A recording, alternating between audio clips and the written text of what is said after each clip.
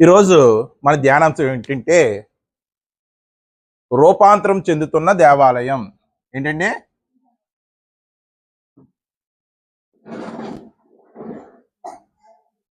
రూపాంతరము చెందుతున్న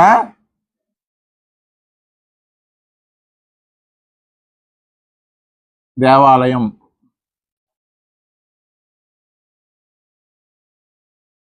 రూపాంతరం చెందుతున్న దేవాలయం. ప్రభునందు ప్రియులారా, ఇశ్రాయేలీలు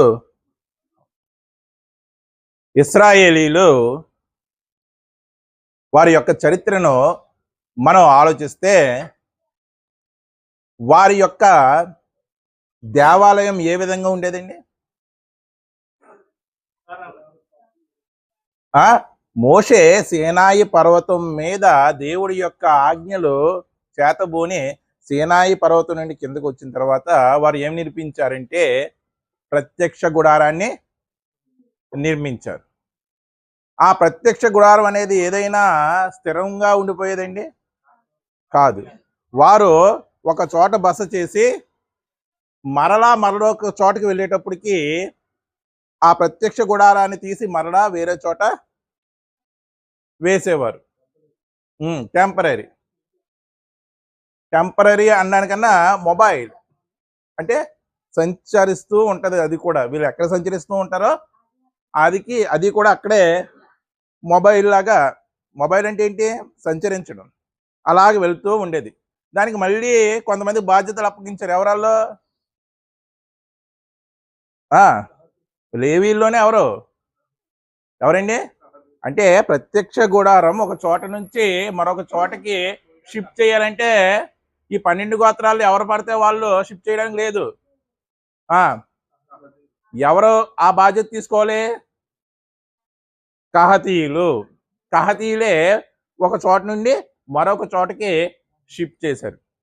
అంటే మొట్టమొదటిగా దేవుని మందిరం అంటే మనకి కనపడేది ఏంటంటే ప్రత్యక్ష గుడారం.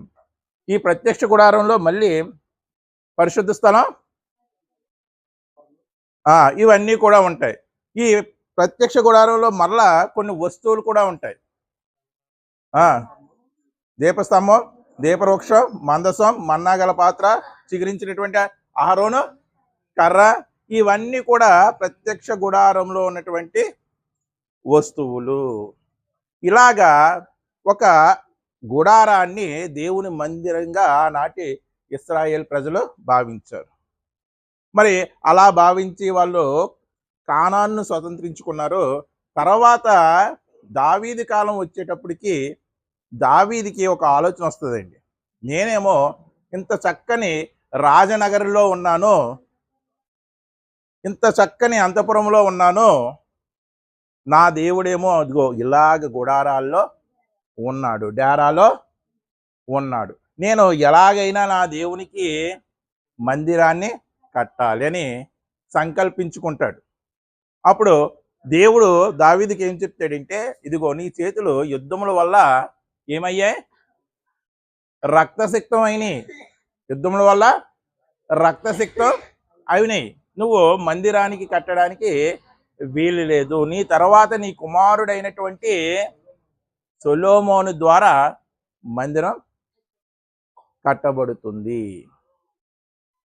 అంటే దావీదు అప్పుడు మొత్తం మందిరానికి కావలసినటువంటి అన్ని కూడా సమకూరుస్తాడు. తన తర్వాత సొలొమోను దేవుని యొక్క ఆలయం, బంగారపు ఆలయం కట్టిస్తాడు. అలా కట్టించినప్పుడు సొలొమోనుతో దేవుడు ఒకటి చెప్తాడు, నువ్వు నా ఆజ్ఞలన్నిటినీ పాటిస్తే ఈ దేవాలయము నిలుస్తుంది, నీ రాజ్యము కూడా నిలుస్తుంది. నువ్వు నా ఆజ్ఞలు పాటించకపోతే ఏమవుతుంది? ఈ దేవాలయం శిథిలమైపోతుంది. దీని వైభవం ఇప్పుడు చూస్తున్నారు కదా మీరు. ఇంత గొప్పదని సొలొమోను కట్టించినటువంటి దేవాలయం ఎంత గొప్పదని దీని వైభవాన్ని కొనాడుతున్నారు కదా. అలాగా దీని శిథిలావస్థను చూసి దారిని వెళ్ళేటువంటి జనులు కూడా దాన్ని శిథిలావస్థను గురించి కొనియాడతారు. మరి సొలొమోను దేవుడు చెప్పినట్టు విన్నాడండి? విన్నాడండి? అప్పుడు దేవుడు ఒక రాజుని లేపాడు. ఎవరో?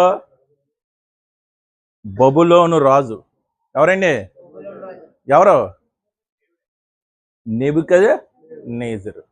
ఈ సొలొమోను కట్టించినటువంటి ఈ బంగారు దేవాలయాన్ని, గొప్పదైనటువంటి ఆ దేవాలయాన్ని పడగొట్టింది ఎవరండి? ఎవరండి? నెబుకద్నెజరు. అప్పుడు వారు ఎక్కడికి వెళ్ళిపోతారంటే బబులోను యొక్క దాస్యానికి, బబులోను చెరకి వెళ్ళిపోతారు. ఆ తర్వాత మళ్ళీ ఆ మందిరం ఏమైంది? శిథిలావస్థకు వెళ్ళిపోయింది.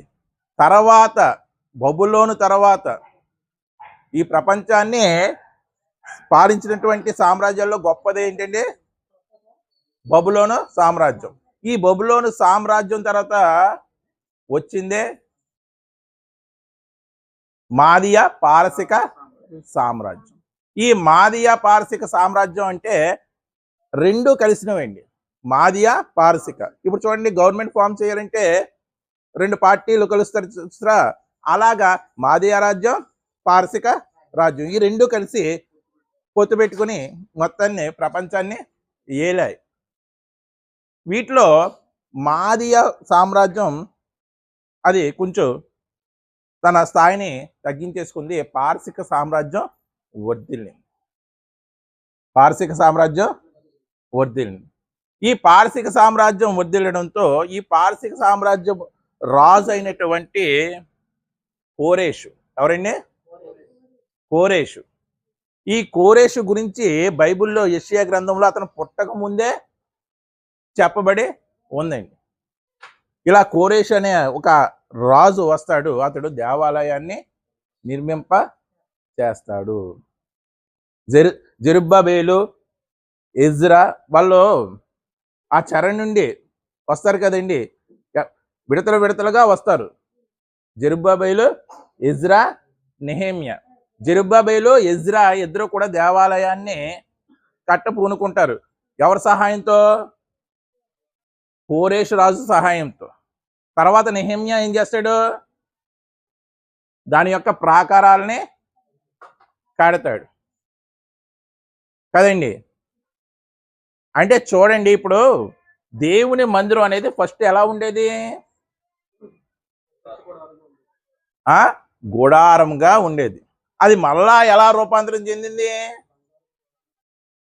ఒక కట్టడముగా రూపాంతరం చెందింది. అది పడద్రోయబడింది, మళ్ళీ కట్టబడింది. మళ్ళా ఏమైంది? కట్టబడింది. మళ్ళా కట్టబడింది. మరి ఏమైనా స్థిరంగా ఉందా అంటే ఉందండి. మళ్ళీ పడగొట్టేశారు. క్రీస్తు శకం 78 ఆ సందర్భంలో మరలా దాన్ని ఏం చేస్తారంటే పడగొట్టారు. ఎవరిసారి అండి? ప్రపంచాన్ని పరిపాలించినటువంటి 4 గొప్ప సామ్రాజ్యాలు: బాబిలోనియా సామ్రాజ్యం, మాదియా పారసిక సామ్రాజ్యం, నెక్స్ట్ గ్రీకు సామ్రాజ్యం, రోమా సామ్రాజ్యం. ఈ రోమా సామ్రాజ్యంలో టైటస్ అనే సైన్యాధ్యక్షుడు ఇంచుమించు 138 రోజులు దండయాత్ర చేసి మొత్తం ఆ దేవాలయాన్ని అంతటిని కూడా ఏం చేస్తాడంటే కొలాప్స్ చేసేస్తాడండి. ఏం చేస్తాడండి? కొలాప్స్ చేసేస్తాడు. యేసుప్రభు వారికి చెప్తారు కదా శిష్యులు, ఈ దేవాలయాన్ని చూసావా? ఈ కట్టడాన్ని చూసావా? ఇది రాతి మీద రాయి నిలవకుండా పడిపోయే దినము ఒకటి వస్తుంది. ఇలాగా మరలా పోల్చబడింది. ఇప్పుడు యెరూషలేములో అయితే దేవాలయం ఉందండి? లేదండి, దేవాలయం లేదు. అయితే ఇప్పుడు కొత్తగా ట్రెండింగ్ విషయం ఏంటంటే యెరూషలేములో దేవాలయం కట్టబడితే, యెరూషలేములో దేవాలయం కట్టబడితే క్రీస్తు రెండవ రాకడ వచ్చేస్తుంది. మీరు విన్నారో లేదో? అంటే క్రీస్తు రెండవ రాకడికి యెరూషలేములో దేవాలయం కట్టబడడానికి ఏమైనా సంబంధం ఉందండి?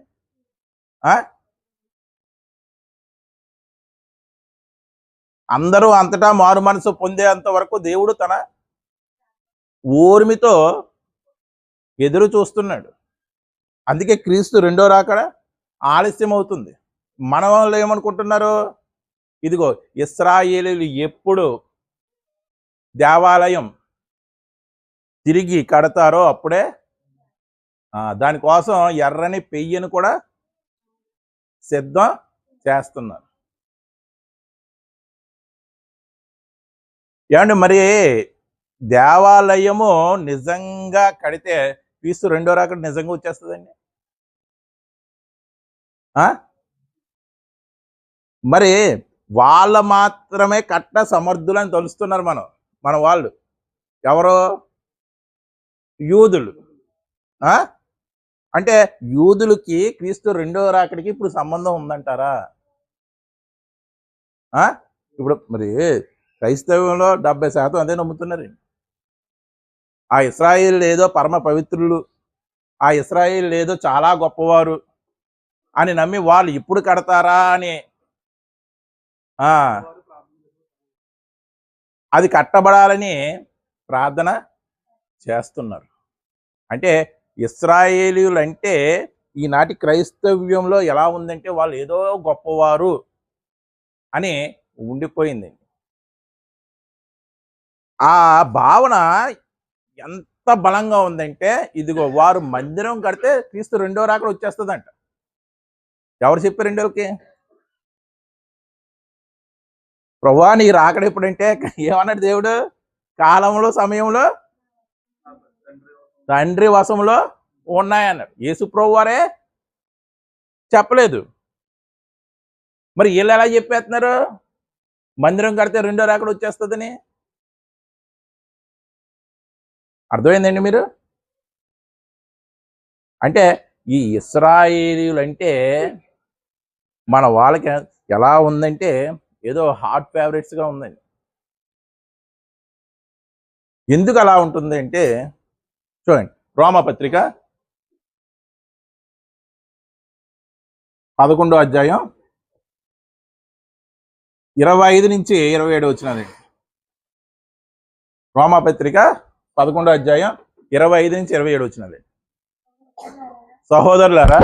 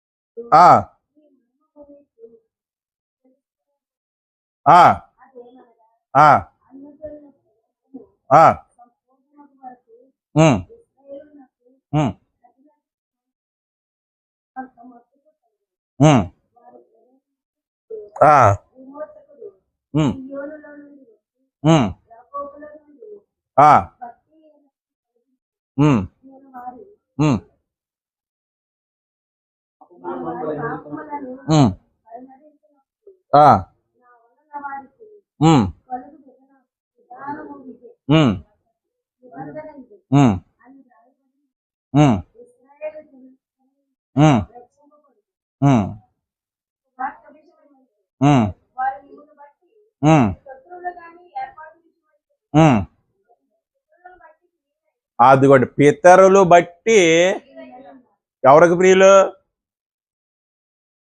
అదంతా ఎందుకు చదివించానంటే ఈ మాట కోసమే. ఎవరికి ప్రియులు? పితరులను బట్టి ఎవరికి ప్రియులై ఉన్నారు? దేవునికి ప్రియులై ఉన్నారు. అంటే ఇప్పటికీ ఉన్నటువంటి భావజాలం ఏమిటి అంటే ఇదిగో ఇశ్రాయేలీయులు అంటే దేవునికి ప్రియులు, అదే దేవునికి ఇష్టమైన వారు. ఇశ్రాయేలు జాతి అంటే దేవునికి ఇష్టం అని ఇప్పటికీ తెలుస్తున్నారండి. అలాగే అనుకుంటున్నారు. మీరు గమనించగలిగితే 1వ తెస్సలోని పత్రిక 2వ అధ్యాయం 1వ తెస్సలోని పత్రిక ఒకటో తెస్సలోనిక పత్రిక 2వ అధ్యాయం 14 నుంచి 16 ఒక్కసారి చూడండి. అవును సహోదరులారా, ఆ ఆ ఆ ఆ చూడండి, వారు యూదుల వలన అనుభవించినటువంటి శ్రమలే మీరును మీ సొంత దేశస్థుల వలన అనుభవించితిరి. యూదులు తమ పాపములను ఎల్లప్పుడూ సంపూర్తి చేయుటకై ప్రభువైన యేసును, అదిగోండి యూదులు ఏం చేశారంటే అండి, తమ పాపములను సంపూర్తి చేసుకుంటూ ప్రభువైనటువంటి యేసును ప్రవక్తలను చంపి మిమ్ముల్ని హింసించి అన్యజనులు రక్షణ పొందుటకై వారితో మేము మాట్లాడకుండా మమ్మల్ని ఆటంకపరుచుచు ఏంటండి, దేవునికి ఇష్టలు కాని వారును మనుషులందరికీ ఎవరండి, ఎవరి గురించి చెప్తూ వచ్చాడు ఫస్ట్ మొదటి నుంచి? యూదులు దేవునికి ఏంటంటే ఇష్టలు కాని వారంట. అదే రోమపత్రిక పౌలు రాశాడు. అర్థమైందండి? అదే తెస్సలోనిక పత్రిక పౌలు రాశాడు. అక్కడ ఏం చెప్పాడు? దేవునికి ప్రియులు. ఇక్కడ ఏం చెప్తున్నాడు? దేవునికి ఇష్టలు కారు, మనుషులందరికీ కూడా విరోధులై ఉన్నారు. దేవుని ఉగ్రత తోదమట్టుకు వారి మీదకి, ఎవరి మీదకి? యూదుల మీద. అంటే రోమా పత్రిక రాసినప్పుడు సందర్భం వేరు, తెస్సలోనిక పత్రిక రాస్తున్నప్పుడు సందర్భం వేరు. అందుకే బైబిల్ ఎప్పుడు కూడా కాలానుగుణంగా చదవాలండి. ఒక దిక్కుని చదివి అదే కరెక్ట్ అనే మోస పద్ధతిలోకి మనం ఎటువంటి పరిస్థితుల్లో కూడా ఉండకూడదు. ఎలా ఉండాలంటే కాలానుగుణంగా. ఈ రోమపత్రిక రాయడానికి తెస్సలోనిక పత్రిక రాయడానికి చాలా గ్యాప్ ఉంది. మరి ఇప్పుడు మన వాళ్ళు దేవునికి అయిష్టులైనటువంటి ఈ యూదుల్ని, ఇశ్రాయేలుల్ని ఎలాగ నెత్తిన మీద పెట్టుకున్నారు? మొదటి నుంచి అండి, దేవుడు ఏదైతే వద్దంటాడో ఆ పనే మనిషి చేశాడు. అర్థమైందండి మీకు? ఒక్కసారి మీరు ఇప్పుడు గలతీ పత్రిక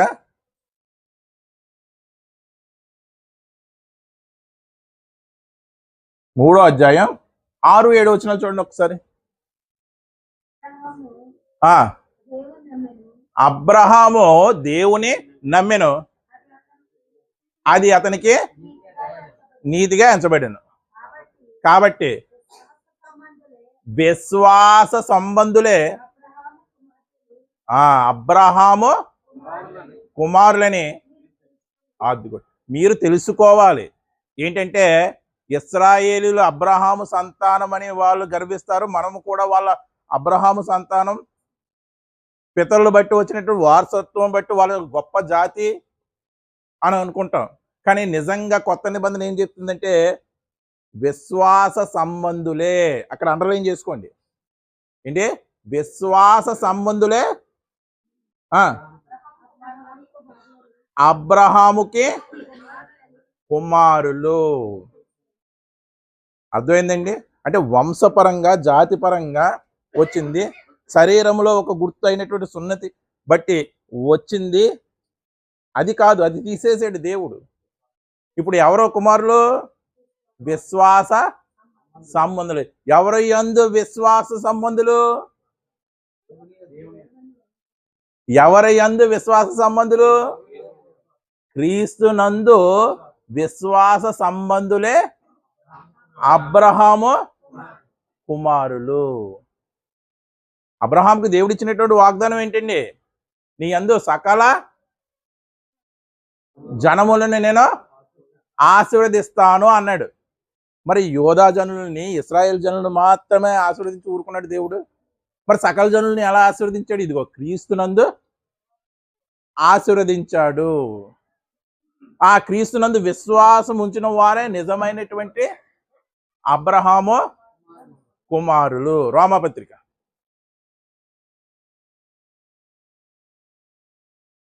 10వ అధ్యాయం 12వ వచనం ఒకసారి చూడండి. చూడండి, యూదుడని గ్రీసు దేశస్థుడని. అదిగోండి, మీరు అనుకుంటున్నారు ఆ యోధా జాతి, ఆ ఇశ్రాయేల్ జాతి చాలా గొప్పదని, కానీ బైబిల్ కంఠాపదంగా చెప్తుంది ఏంటంటే యూదుడని గ్రీసు దేశస్థుడి గురించి ప్రస్తావన ఎందుకు వచ్చింది? ఈ ఇద్దరే గొప్పవారండి. ఏంటి? వీళ్ళు దేవుడి యొక్క సంతానం. అబ్రహాము సంతానం ఎవరు? యూదులు. నెక్స్ట్ గ్రీసు దేశస్థులు, జ్ఞానవంతులు. దేవుడు చెప్తున్నాడు చూడండి, యూదుడని గ్రీసు దేశస్థుడని ఎటువంటి భేదము లేదు. ఒక్క ప్రభువే అందరికీ ప్రభు అయి ఉండి. చూడండి, అందరికీ ప్రభు అయి ఉన్నాడా, లేకపోతే ఇశ్రాయేల్కి యూదులకే ప్రభు అయి ఉన్నాడు సెపరేట్గా? తనకు ప్రార్థన చేయి వారి అందరి ఎడల కృప చూపుటకు అదిగోండి ఐశ్వర్యవంతుడై ఉన్నాడంట. అర్థమైందండి మీకు? అంటే ఇప్పుడు యూదుడని గ్రీకు దేశస్థుడని ఎటువంటి భేదం లేదు. ఇప్పుడు దేవునికి కుమారులు అవ్వాలంటే కేవలం విశ్వాసము ద్వారానే, అది కూడా క్రీస్తునందు విశ్వాసం ద్వారానే. అదే గలతీ పత్రిక 3:26 చూడండి. 3:26 చూడండి ఒకసారి. 28 అంటండి. యేసుక్రీస్తునందు చూడండి, ఇందులో యూదుడని మళ్ళీ ఒక్కాడించి నొక్కి చెప్తున్నాడండి. ఇంకా ఇలాంటి భ్రమలో ఉంటారని. ఇందులో యూదుడని గ్రీకు దేశస్థుడని లేదు, అది దాసుడని స్వతంత్రుడని లేదు, అసలు పురుషుడని స్త్రీ అనే భేదం కూడా లేదు. యేసుక్రీస్తు నందు మీరందరూ ఏకముగా ఉన్నారు. ఏమన్నా భేదం ఉందండి? మరి ఒక ఇశ్రాయేలు జాతే, ఒక యూదు జాతే అగ్రజాతి అయితే దేవుడు జాతి భేదాన్ని చూపించాడా లేదా?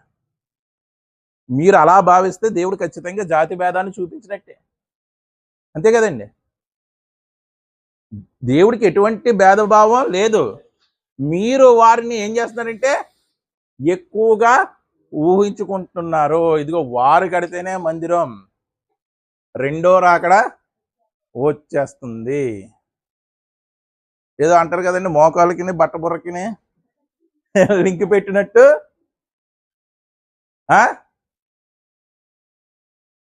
మోకాలనే కడదాం అనుకున్నాడంటే ఎక్కడ? బట్ట బుర్ర మీద. ఆ కట్టడానికి అక్కడ ఏమైనా స్కోప్ ఉంటుందండి? ఈ రెండిట్లకు కూడా అలాగే ఉంటుంది. ఈ రెండిట్లకు కూడా ఏంటి? యెరూషలేములో దేవాలయం కట్టబడితే రెండో రాకడ వచ్చేస్తుంది. అసలుకి అక్కడ ఉన్న ప్రజలు యేసుక్రీస్తుని నమ్మారండి. అక్కడ ఏడుపుల గోడ అని ఉంటుంది. ఆ గోడ దగ్గర యూదులు ఎప్పుడూ కూడా వారు వేషంలో ఏం చేస్తారంటే ఇదిగో మెస్సయ్యను పంపించు అని ప్రార్థన చేస్తారండి. యూదులు నమ్మలేదండి, అందుకే సిలువ వేశారు. వారిలో కూడా కొంతమంది భక్తి కలిగిన యూదులు యేసుక్రీస్తు నమ్మి క్రైస్తవులు అయ్యారు. వారిని మినహాయిస్తే ఎక్కువ శాతం మంది యూదులు నమ్మలేదండి, ఇశ్రాయేలీలు నమ్మలేదు. వారు దేవుడికి అయిష్టులని ఇందాకే చూపించాను. ప్రజలందరికీ కూడా విరోధులు, దేవునికి అయిష్టులని చదువుకున్నాం. మీరు కేవలం భౌతిక పరంగా చూసి అది ఆశీర్వదించబడినటువంటి దేశం అని అనుకోకండి. వాళ్ళ యొక్క మేధో సంపత్తి భౌతిక పరంగా గొప్పోలే, మేధో సంపత్తి ప్రకారం గొప్పోలే, సైన్స్ అండ్ టెక్నాలజీలో, అగ్రికల్చర్లో అన్నిట్లో గొప్పోలే, టాపర్స్. అది కేవలం భౌతిక పరంగా మాత్రమే. ఇక్కడండి ఆశీర్వాదం అంటే భౌతిక పరంగా ఆలోచించడం వల్ల వాళ్ళని కూడా అలాగే ఆలోచిస్తున్నాం మనం. అర్థమైందండి? ఆశీర్వాదం అంటే ఇదిగో వాళ్ళు ఎక్కువ దిగుబడిది, తక్కువ పెట్టుబడి, ఎక్కువ దిగుబడి. ఇదిగో నోబెల్ ప్రైజ్ సైన్స్లో ఎక్కువ ఎవరికి వస్తున్నాయంటే యూదులకే వస్తున్నాయి. ఇదిగో వాళ్ళ టెక్నాలజీ, ఇస్రాయేల్ టెక్నాలజీ. ఎడారిలో 12,000 కిలోమీటర్ల కాలువ చదువుతున్నారంట. ఈ టెక్నాలజీ అన్నీ చూసి మనం వాళ్ళు దేవుడు ఆశీర్వదించినటువంటి ప్రజలు అనుకుంటున్నాం. కానీ వాస్తవంగా బైబిల్ చెప్తుంది ఏంటంటే వారు దేవుడికి అయిష్టులు. వారు మెస్సయ్యను నమ్మలేదు. క్రీస్తే మెస్సయ్యనే, క్రీస్తే రాజుగా వచ్చాడని వారు ఇప్పటికీ కూడా నమ్మలేదండి. ఇటువంటి నమ్మకం లేని వారు యెరూషలేములో దేవాలయం కడితే క్రీస్తు రెండో రాకడికి దానికి ఏంటండి సంబంధం? యెరూషలేము క్షేమం గురించి ప్రార్థన చేయవారు వర్ధిల్లుదురు. అది ఎప్పుడో పాత నిబంధనలో చెప్పబడింది. కొత్త నిబంధనకు వచ్చేటప్పుడు వారి పరిస్థితి ఎలా ఉందని దేవుడు చెప్తున్నాడంటే ఎంత భయంకరంగా ఉందో ఒక్కసారి మీరే చూడండి. వారు ఎలా ఉన్నారంటే దేవునికి అయిష్టులు, ప్రజలందరికీ కూడా విరోధులు అంట. కొలసీ పత్రిక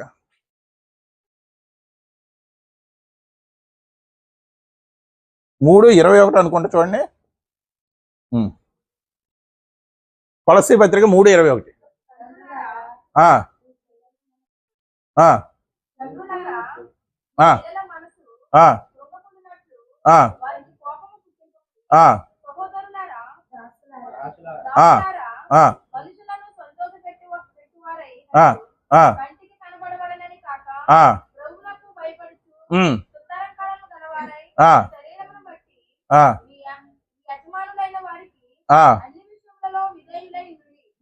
ఇదిగో మనుష్యులు పైన ఆడంబరాలను పైన డాబులు చూస్తారు. మీరు ఎటువంటి వారుగా ఉండాలంటే శుద్ధాలంకారము. ఏంటండి? శుద్ధ అలంకారముగా మీరు ఉండాలి. 26 చూడండి అదే ఒకసారి.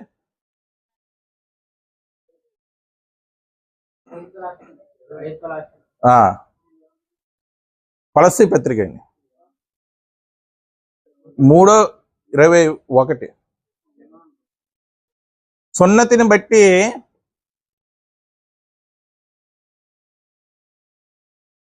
సున్నతి పొందుట యందు సున్నతి పొందకపోవటం యందు ఏమీ లేదు.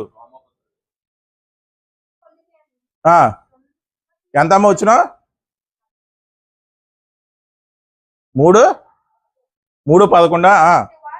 ఇటు వారిలో గ్రీసు దేశస్థుడని యూదుడని భేదము లేదు. అదండి ఇప్పటికి యూదుడని గ్రీసు దేశస్థుడని ఎన్నిసార్లు వచ్చిందండి? 3 సార్లు. ఎందుకు చెప్తున్నాడు? మీరు ఇంకా వాళ్ళు గొప్పగా చూస్తున్నారు. అలాగే యూదుడని గ్రీసు దేశస్థుడని ఏ భేదమో లేదు. సున్నతి పొందుట యందును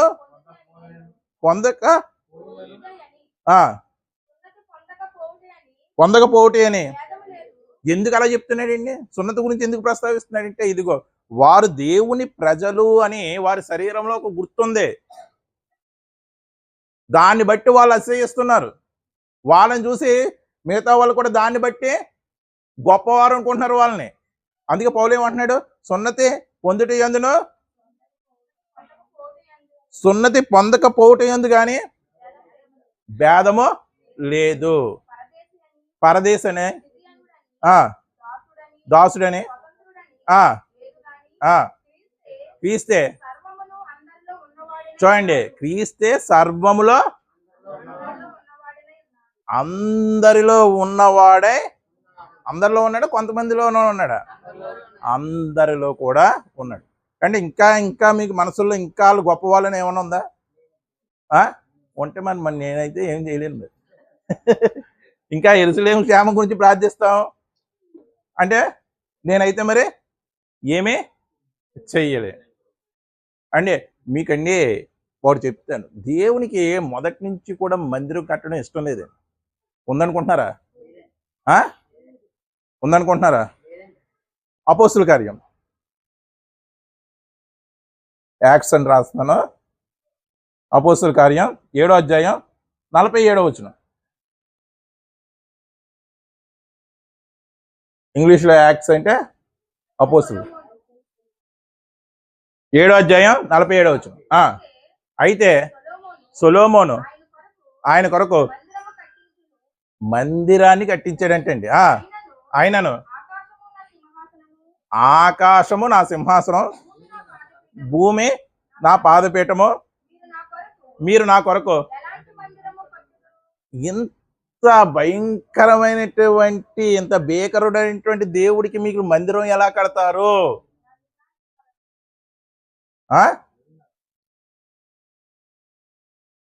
చదవండి. నా విశ్రాంతి స్థలం ఏది? ఇవన్నీ నా హస్త కృత్యములు కాదు, నేను చేతితో తయారు చేసినవి కావా, నా సృష్టి కాదా?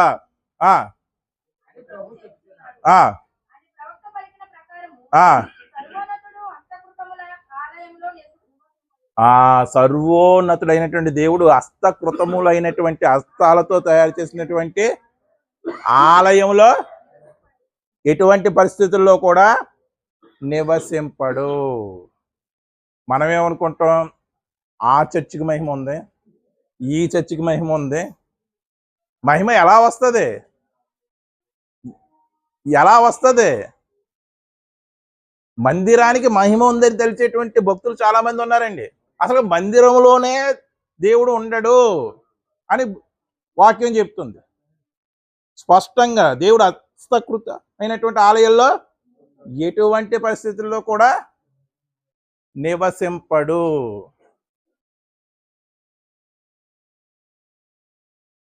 మరి మందిరానికి ఇంపార్టెన్స్ ఇచ్చేస్తున్నాం. యెరూషలేములో మందిరం కట్టబడితే ఇప్పుడు దేవుడికి ఒరిగేది ఏమైనా ఉందండి? ఏమన్నా ఉందండి? ఏమీ లేదండి.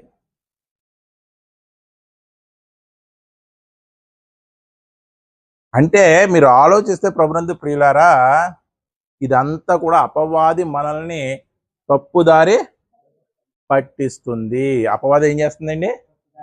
తప్పుదారి పట్టిస్తుంది. మందిరంలో ఏదో మహిమ ఉందని మందిని భ్రమపరుస్తుంది. ఎవరో? అపవాది. చూడండి, మందిరాన్ని తుడిచేస్తాం, మందిరాన్ని కడిగేస్తాం, కుర్చీలు తుడిసేసి, అవి తుడిసేసి, ఈ తుడిసేసి నాకు ఆశీర్వాదం వచ్చేసింది అనుకుంటాం. అదే దేవుని పని అని భ్రమపడతాం. అదండి దేవుడి పని. అది మంచి పనే. దేవుడు వాక్యాన్ని వినడానికి వచ్చిన వారికి నువ్వు అరేంజ్మెంట్ చేసావు, అంతవరకే. అదే దేవుని సేవను కూడా తప్పు. అదే దేవుని సేవను కూడా తప్పు. ఏమండి చూడండి, ఈ మందిరం విషయంలోనండి మనకి దేవుని మందిరము అంటే నిజంగా ఎలా ఉండాలి అంటే ఒక డాబు దర్పంతో ఉండాలి. అలా ఉంటేనే దేవుని మందిరం అనుకుంటాం. రేకుల షెడ్లో ఉందనుకోండి,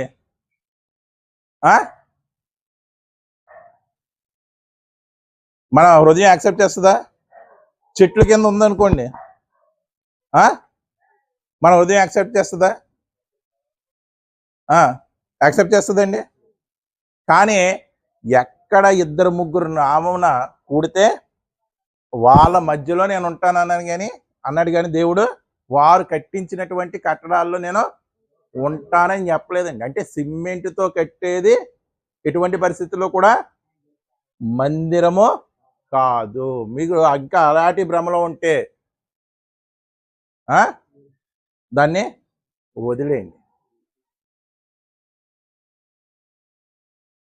ఇప్పుడు ఇంకా అడ్వాన్స్ అయిపోయి ఏమొచ్చేసింది? ఏసీ చర్చ్ అండి. మొట్టమొదటి నుంచి కూడా దేవుడికి కట్టడాలంటే అసలుకే ఇష్టం లేదండి. దానికి ఉదాహరణ ఏంటి? బాబేలు గోపురం.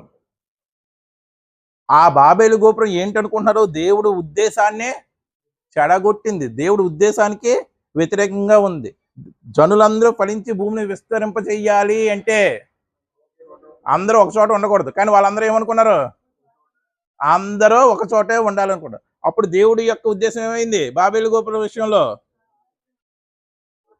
విరోధంగా మారిపోయింది. అందుకే భాషలను ఏం చేశాడు దేవుడు? తారుమారు చేసేసి చల్లా చెదురు అయిపోయారు. మరి ప్రభునందు ప్రియులారా, మనం ఆలోచిస్తే ఇప్పుడు యెరూషలేములో మందిరం కట్టబడితే క్రీస్తు రెండో రాకడ వచ్చేస్తుంది.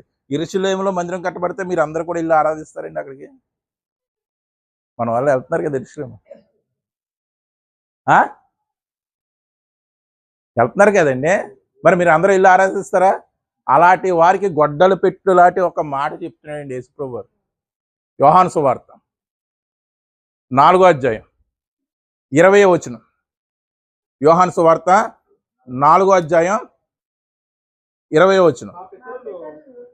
మా పితరులు ఈ పర్వతమందు ఆరాధించిరు గాని ఆరాధింప స్థలము యెరూషలేములో ఉన్నదని మీరు చెప్పుదురని ఆయనతో అనగా యేసు ఆమెతో ఇట్లా నేను అమ్మ జాగ్రత్తగా గమనించిన అమ్మ, ఒక కాలము వచ్చుచున్నది, ఆ కాలమందు ఈ పర్వతం మీదనైనను యెరూషలేములో నైనను మీరు తండ్రిని, ఎవరు చెప్పారు?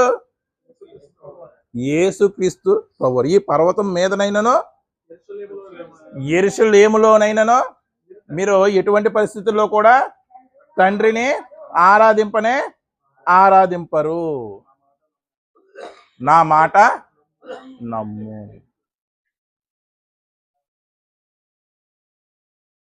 మరి ఇప్పుడు అక్కడ ఆ కాలం వచ్చేటప్పుడు కూడా ఎవ్వరూ ఆరాధింపరంటే అక్కడ కట్టబడేటువంటి మందిరానికి మీరు వెళ్తారండి? యేసుప్రభు వారే కదా చెప్పారు. ఇప్పుడు దానికోసం ఎదురు చూస్తున్నారు. యేసు రెండో రాకడ కన్నా ఎదురు చూడడం కన్నా దానికోసం ఎదురు చూడడం ఎక్కువైపోయింది. అదే మందిరం అనుకుంటున్నారు, అదే మందిరం అనుకుంటున్నారు.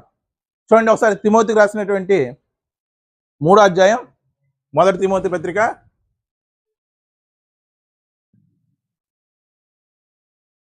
1 తిమోతి పత్రిక 3వ అధ్యాయం 15వ వచనం అండి. అయినను నేను ఆలస్యం చేసిన యెడల దేవుని మందిరములో, చూడండి అక్కడ అండర్లైన్ చేసుకోండి, దేవుని మందిరములో మీరు ఇదిగో పాలరాతితో కట్టింది, బంగారంతో కట్టింది, చలువరాతితో కట్టింది, రంగురాలతో కట్టింది, అది దేవుడి మందిరం అనుకుంటున్నారు. దేవుని మందిరంలో అనగా అంటే ఇప్పుడు చూడండి, జీవము గల దేవుని అంటే మందిరం అని దేనికి చెప్పబడుతుంది?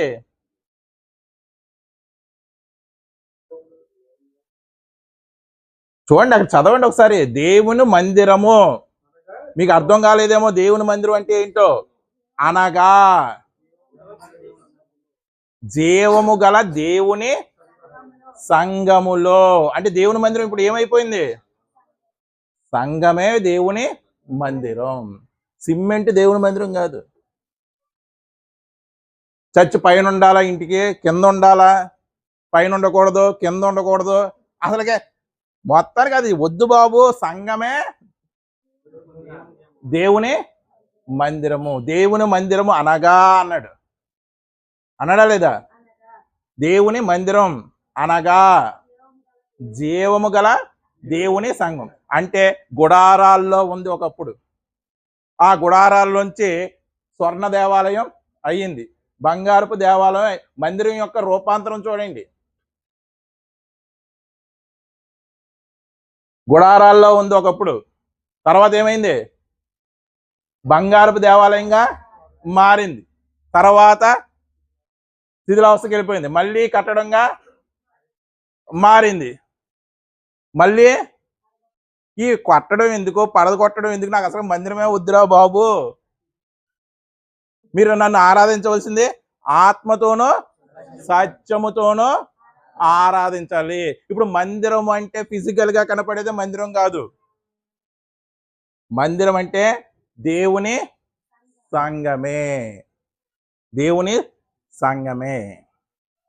దేవుని సంఘ సభ్యులైనటువంటి మనమే ఒక మందిరము. మీ దేహము దేవునికి ఆలయమై ఉన్నదని మీరు ఎరగరా? దేన్ని బట్టి దేవునికి ఆలయం అవుతుంది మన దేహం? మనలో ఉన్నటువంటి పరిశుద్ధాత్మను బట్టి దేవుని ఆలయం అవుతుంది. అంటే ప్రపంచ వ్యాప్తంగా ఉన్న క్రీస్తు తన స్వరక్తం ఇచ్చి సంపాదించిన సంఘమే దేవుని ఆలయము. అంటే శిష్యులండి గర్వించారండి ఆ ఆలయాన్ని చూపించి. అప్పుడు ఏమన్నారు యేసుక్రీస్తు వారు? దీన్ని నేను 3 పడగొట్టి 3 దినాల్లో కడతాను. అప్పుడు ఏం చెప్పారు? అది ఆయన శరీరం అనేటువంటి రావాలి వెనకాల. శరీరం అనేటువంటి అంటే ఈ శరీరము అంటే క్రీస్తు శరీరము అయినటువంటి సంఘం ఏమైంది? దేవాలయము అయ్యింది. మరి రూపాంతరం చెందిందా లేదండి? సంఘం అదే మందిరం రూపాంతరం అయిందా కదా? అందుకే రూపాంతరం చెందుతున్న దేవాలయం. ఇంకా రూపాంతరం చెందడానికి ఇంకేమీ లేదు. ఫైనల్గా ఏంటి? సంఘమే దేవాలయం. కాంక్రీట్ దేవాలయం కాదు. వాటిని తొడవండి. వాక్యం వినడానికి వచ్చిన వాళ్ళని మీరు చక్కగా కూర్చోబెట్టడానికి మీరు తుడిసినా సరే అది మంచిదే. అదే దేవుని సేవ అనుకునేటువంటి అదే భ్రమలో ఉన్న వాళ్ళు చాలా మంది ఉన్నారు. ఉన్నారా లేదా? ఉన్నారు. అటువంటి వారి కోసమండి, అటువంటి వారి కోసమే యేసుక్రీస్తు వారండి 24వ అధ్యాయం మత్తయి సువార్త 1-2 వచనాలు మంచి మాట చెప్తున్నారు చూడండి సరే.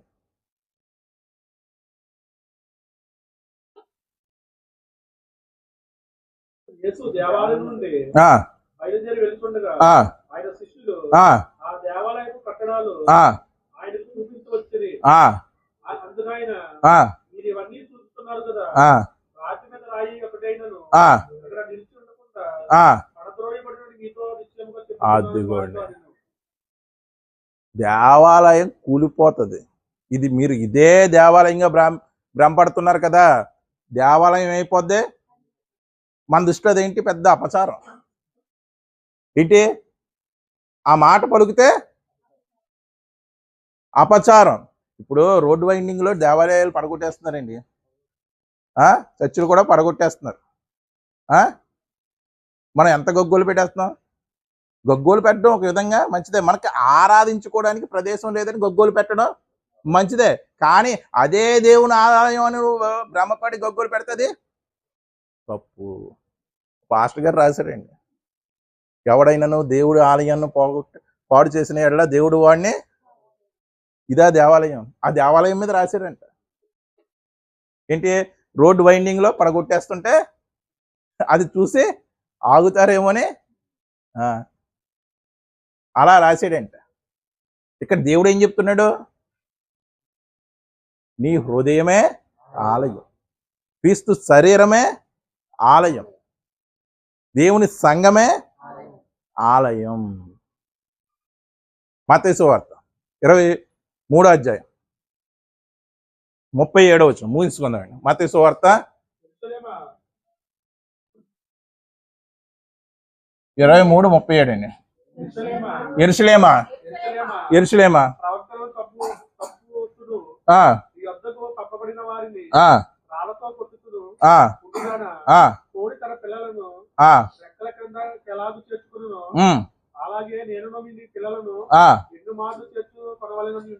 ఎన్ని మారు చేర్చుకొనవలని ఉంటిని మీరు వల్లకపోతుంది. వారికి కూడా దేవుడు అవకాశం ఇచ్చాడండి, కానీ వాళ్ళు ఇప్పుడు దేవుణ్ణి నమ్మడం లేదు. మరి ఇప్పుడు యెరూషలేము లో మందిరం కట్టబడడానికి దేవుని యొక్క రెండో రాకడికి సంబంధం ఏంటండి? ఉందండి ఏమన్నా?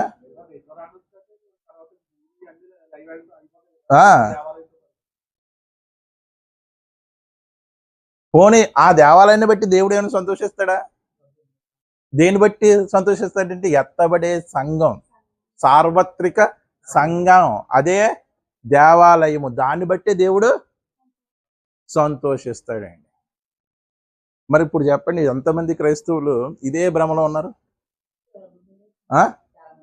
ఇంచుమించు 70% ఉంటారా? నాకు అసలు మందిరం వద్దు బాబు అంటే అదిగో ఆ మందిరం మహిమకరమైంది, ఈ మందిరం ఆ మందిరంలోకి వెళ్ళి ప్రార్థన చేసుకుంటే నాకు అన్నీ ఉన్నాయా లేవా? 20 సెంటిమీటర్ మహిమ దేవాలయం. నువ్వే పెద్ద మహిమ. ఎందుకంటే నీలోనే ఆ మహిమ ఉంది, నీలో పరిశుద్ధాత్ముడు నివసిస్తున్నాడు. మహిమ, నిజమైనటువంటి మహిమ అబద్ధపు మహిమను వెతుక్కుంటా వెళ్ళినట్టు ఉందా లేదా? నువ్వే నడుస్తున్నటువంటి మందిరం, దేవుని సంఘమే మందిరం.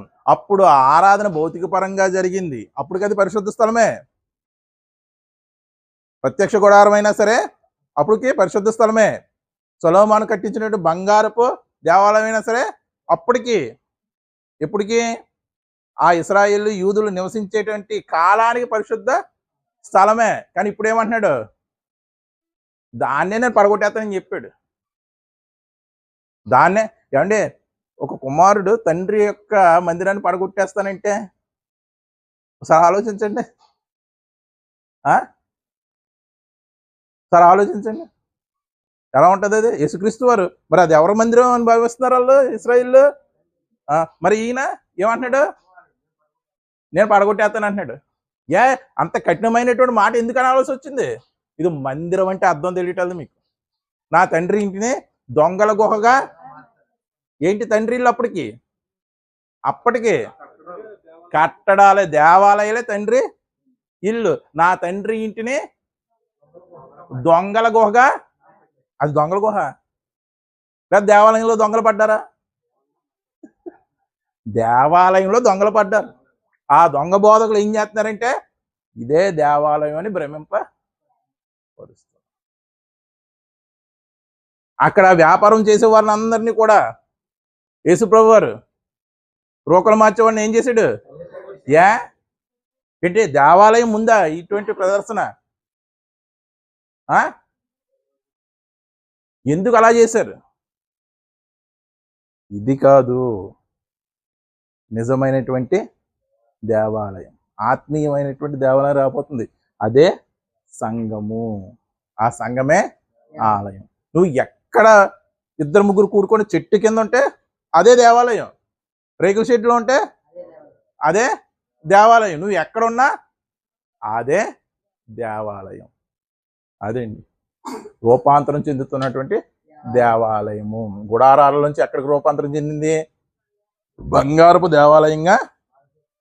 పరిణామక్రమం, మానవుని పరిణామక్రమం అని ఎలా చేస్తాం?